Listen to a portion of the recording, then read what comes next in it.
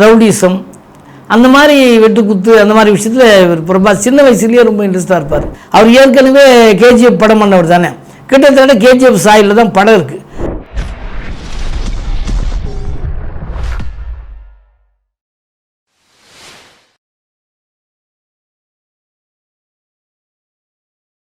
திரைமொழி நேயர்களுக்கு வணக்கம். பெருத்துளசி பழனிவேல் பேசுகிறேன். சலார் அந்த திரைப்படத்தை பற்றி விமர்சனம் தான் இப்போ நான் சொல்ல போகிறேன்.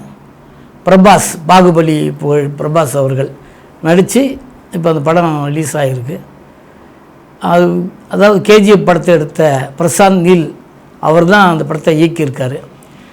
மிக பிரம்மாண்டமாக எடுத்திருக்காங்க. மிகுந்த பொருட்செலவு. படம் மிரட்டலாக இருக்குது. அது பிரபாஸ்லேருந்து மைம் கோபிலேருந்து ஸ்ருதி ஹாசன்லேருந்து எல்லாருமே ரொம்ப சிறப்பாக பண்ணியிருக்காங்க.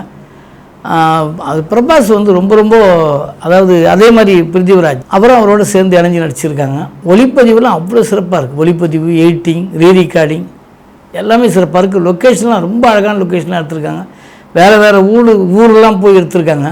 அஸ்ஸாம், பீகார், டெல்லி, நியூயார்க்கு எல்லா நாட்டிலையும் போய் இந்த படத்தை எடுத்திருக்காங்க. பேன் இண்டியா படமாக மிகுந்த பொருட்கள் எடுத்திருக்காங்க. என்ன அந்த படத்தோட கதை அப்படின்னா, கான்சார், அதாவது இந்தியாவில் அந்த காலத்தில் கான்சார்னு ஒரு மலைவாழ் பகுதி. அந்த பகுதியில் வாழ்கிற மக்கள், அந்த மக்களுக்கு அவங்களுக்குள்ளே ஒரு ஒரு ராஜாங்கம் மாதிரி வச்சு நடத்துவாங்க. ஒரு குறுநில மன்னர்கள் மாதிரி நடத்திட்டு இருப்பாங்க. ஒரு குரூப்பாக ஒருத்தர் ஒரு கட்டத்தில் இவங்க தலைவராக இருப்பாங்க, அதாவது ராஜாவாக இருப்பாங்க. அடுத்து இன்னொருத்தர் இப்படி மாறி மாறி வந்துட்டு இருப்பாங்க. துரையாக வருது, துரைக்கு அப்புறம் மன்னராக வருது. அப்படி அவங்களுக்குள்ள ஒரு அமைப்பு வச்சுக்கிட்டு ஒரு ராஜாங்கம் மாதிரி, ஏதோ ஒரு நாட்டில் ஓட்டு போட்டு தேர்ந்தெடுக்கலையே அதே மாதிரி அங்கே தேர்தலெலாம் நடக்கும். அது மாதிரி தேர்ந்தெடுத்துலாம் பண்ணிகிட்ருப்பாங்க. ஜெகபதி அவர் தான் மன்னராக இருக்கார். அவருடைய பையன் தான் பிருத்திவிராஜ். இது ஃப்ளாஷ்பேக் கதையில் சொல்கிறாங்க. என்ன அவர் யார் என்னன்றதை ஃப்ளாஷில் சொல்லியிருப்பாங்க. ஆனால் இது ஓப்பனிங் கதை என்னன்னா, அவர் பிரபாஸோட அப்பாவை கொண்டுடுவாங்க அந்த ஏரியாவில். அவன் சின்ன வயசாக இருக்கும்போது அவங்க அப்பாவை கொண்டுடுவாங்க. இவரும் பிருத்திவிராஜும் பிரபாஸும் ஃப்ரெண்டுங்க, ஒன்றுக்குள்ளே ஒன்றா இருப்பாங்க. அந்த அந்த ரவுடிசம் அந்த மாதிரி வெட்டுக்குத்து அந்த மாதிரி விஷயத்தில் பிரபாஸ் சின்ன வயசுலேயே ரொம்ப இன்ட்ரெஸ்டாக இருப்பார். அதே மாதிரி அவர்கிட்ட போய் எல்லாத்தையுமே கற்றுக்குவார். யார்கிட்ட பிருத்திவிராஜோட ஃப்ரெண்டாக இருக்கும்போது எல்லாம் அந்த கேங்கோடு தான் இருப்பார். அவங்க அம்மாவுக்கு அது பிடிக்காது. ஏன்னா இதனால தான் அவங்க அப்பாவே இறந்து போயிருப்பார். அதில் ரொம்ப அவங்க டென்ஷன் ஆகிடுவாங்க. இனிமேல் அவங்க கூடலாம் போகக்கூடாது, வரக்கூடாதுலாம் சொல்லுவாங்க அவங்க. ஆனால் அதை மீறி நண்பனுக்காக நான் எது வேணால் செய்வேன் அப்படின்னு போய் பிரபாஸ் சின்ன வயசுலேயே அவருக்கு ஒரு சத்தியம் பண்ணிட்டு வந்துடுவார். நீ எப்போ கூப்பிட்டாலும் நான் வருவேன்டா அப்படின்னு. இந்த சூழலில் தான் ஒரு பொண்ணை கொண்டு வந்து இவர் அதுக்கப்புறம் பிரபாஸ் சின்ன பையன் பெருசாவான் அப்படின்னு கதை சொல்கிறாங்க டைட்டிலுக்கு அப்புறம். அதுக்கப்புறம் பார்த்தீங்கன்னா ஸ்ருதி ஹாசன் இந்த ஊரில் ஏற்கனவே கொலை செய்யப்பட்ட ஒரு பாதிக்கப்பட்ட ஒரு ஃபேமிலி.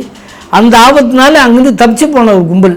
அதில் ஸ்ருதி ஹாசன் அவங்களுடைய அப்பா அவங்கள தேடுவாங்க இந்த கும்பல். ஆனால் அவள் வெளிநாட்டில் அவ்வளோ பாதுகாப்பாக அவளை வளர்ப்பார் அவங்க அப்பா. ஆனால் பார்த்தா அந்த பொண்ணு இந்தியாவுக்கு வந்துடும். என்ன காரணம், அவங்க அம்மா இறந்து போயிடுவாங்க. அந்த கலசத்தில் அவங்களுடைய சாம்பலை எடுத்துகிட்டு இந்தியா கடலில் கலக்கணுன்றதுக்காக அதை கொண்டு வரும்.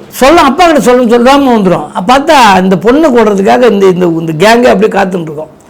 ஏன்னா யாருமே அதை ஒருத்தரை கொன்னோம்னா அந்த ஒரு சின்ன ஒரு வாரிசு கூட உயிரோடு கூட நினைக்கூட ஒரு கேங் அது. அந்த சூழ்நிலை அந்த பொண்ணு இந்த ஊருக்குள்ள வந்துடும். அவங்க அப்பா பயந்துருவார்.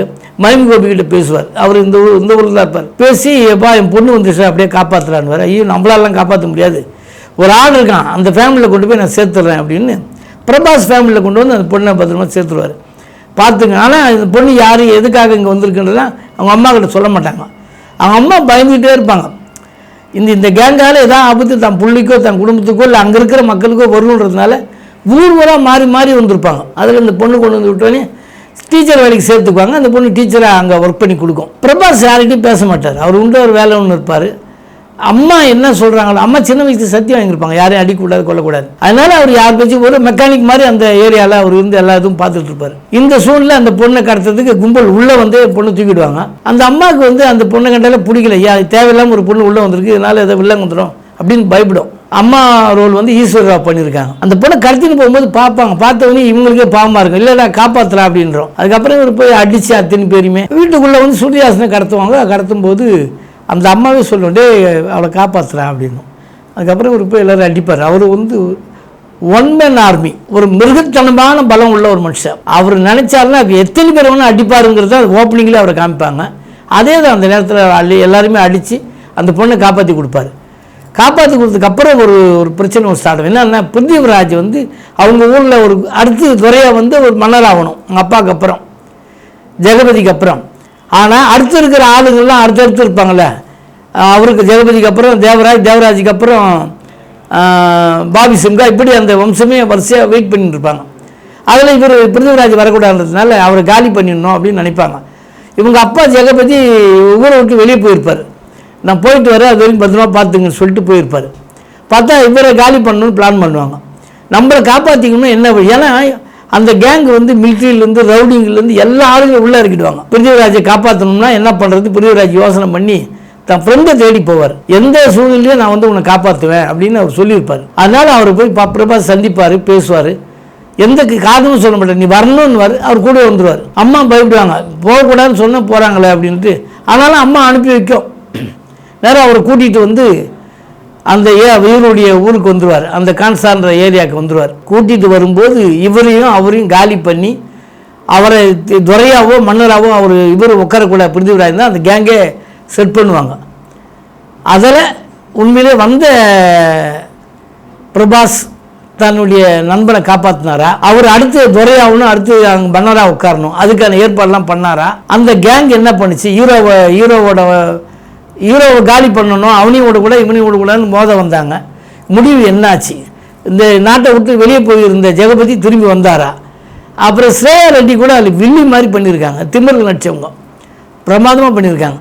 இப்போ இதுதான் பிரச்சனை. இதில் இருந்து தன் நண்பனை காப்பாற்றினாரா, அந்த நாட்டை காப்பாற்றி கொடுத்து அவரை ராஜாவாக அங்கே உட்கார வச்சாரா இல்லையா? இதுதான் கதை. ரொம்ப அழகாக சொல்லியிருக்காங்க, பிரம்மாண்டமாக இருக்குது, மிகுந்த பொருட்செலவு. அவர் ஏற்கனவே கேஜிஎஃப் படம் பண்ணவர் தானே, கிட்டத்தட்ட கேஜிஎஃப் சாயில் தான் படம் இருக்குது. படம் முழுக்க ஒரு மாதிரி ஒரு டோன் ஒன்று கொடுத்துருக்காங்க, ஒரு பிளாக்காக ஒரு டோன் இருக்குது எல்லோரும் அந்த படம் முழுக்க. அதுவும் பிரம்மாண்டமாக இருக்குது, படத்துக்கு ரொம்ப சிறப்பாக இருக்குது, ஒளிப்பதிவு ரொம்ப அருமையாக இருக்குது, எடிட்டிங் எல்லாமே நல்லா, ரீரிகார்டிங்லாம் ரொம்ப சிறப்பாக இருக்குது. படத்தை ரொம்ப சிறப்பாக எடுத்திருக்காங்க. இந்த படம் கண்டிப்பாக பெரிய ஒரு அட்வென்ச்சர் ஃபிலிம் மாதிரி எடுத்திருக்காங்க. நிச்சயமாக யூத்துக்கு ரொம்ப பிடிக்கும். ஆனால் என்னன்னா வைலன்ஸ் அதிகமாக இருக்குது. இப்போ இருக்கிற ஆபத்து என்னென்னா, இப்போ வரக்கூடிய படங்கள் எல்லாம் வைலன்ஸாக இருக்குது. நம்ம விக்ரமாக இருக்கட்டும், ஜெயிலராக இருக்கட்டும், எல்லாம் வைலன்ஸாக வருது.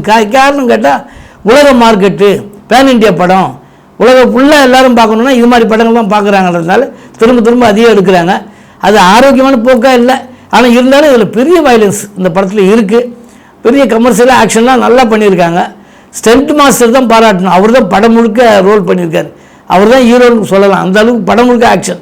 இந்த படத்தில் டயலாக்கை விட ஆக்ஷன் தான், வெட்டு குத்து, இந்த சீவுறது, வெட்டுறது, கத்தியால் வெட்டுறது, துப்பாக்கியால் சுடுறது, இதுதான் படம் முழுக்க இருக்குது. யூத்துக்கு பிடிக்கும், அதுக்காக தான் இந்த படம் எடுத்திருக்காங்க. ஆனால் அனைவரும் கவரக்கூடிய எல்லா அம்சமும் இந்த படத்தில் இருக்குது. சிறப்பாக ஸ்ருதிஹாசன் நல்லா பண்ணியிருக்காங்க, மைம் கோபி நல்லா பண்ணியிருக்காரு. படம் சிறப்பாக வந்திருக்கு. நிச்சயமாக அனைவரும் கவரக்கூடிய படமாக இருக்கும், பெரிய அளவுக்கு வெற்றி பெறும். நன்றி, வணக்கம். அடுத்த வாரம் வேறு ஒரு செய்தியோடு உங்களை சந்திக்கிறேன்.